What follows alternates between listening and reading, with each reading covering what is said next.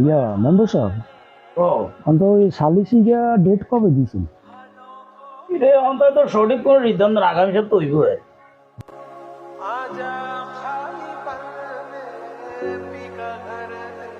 সালামু আলাইকুম মেম্বার সাহেব। ওয়ালাইকুম আসসালাম রহমতুল্লাহ। কি রে মিজান, কিলে আইছো?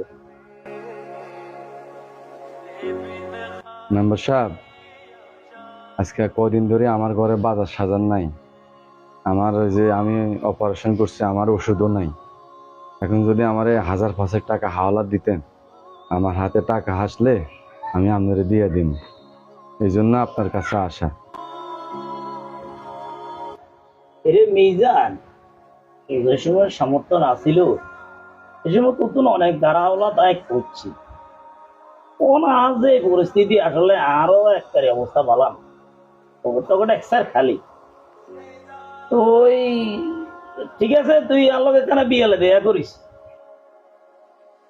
ইরে তোর এমনি এই অভ্যাসটা জিয়ানো যা সিয়ানে আথাতস জিয়ানো যা মেম্বার সাহেব জিয়ানে মানুষের কর যে ওষুধ খাইতে পারে না, ইগের ঘরে বাজার সাজান নাই, ইগা হদাই করতে পারে না, ইগের টিয়া দিতে টিয়া টিয়া করে খালি হারাই দিত তোকে লজ্জা সরম লাগে।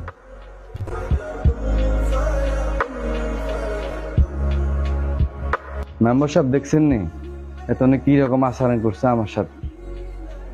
রে মিজান, অনেক উনুনের সময় না, তুই এক কাজ কর, তুই যা, বিষয়টা আমি দেখতেছি। সালামু আলাইকুম মেম্বার সাহেব। ওয়ালাইকুম আসসালাম। আরে মেম্বার সাহেব আপনি ইয়ের কথা শুনছেন না, আইয়েন। রে ইগারে ব্যাপারটা আয় তোর হরে কইতেছি, আর সালিশে দেরি হয়ে যায় চল। আরে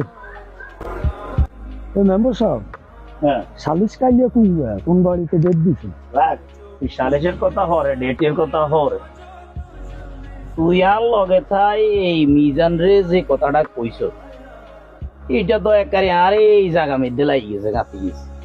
তুই বিষয়টা লক্ষ্য করছো? আর এই যে ব্যাগটানো দেয় একটা আথাতে খালি ব্যাগ কেন আতা তার আর কাছে আতা তার মধ্যে পার্থক্য আছে।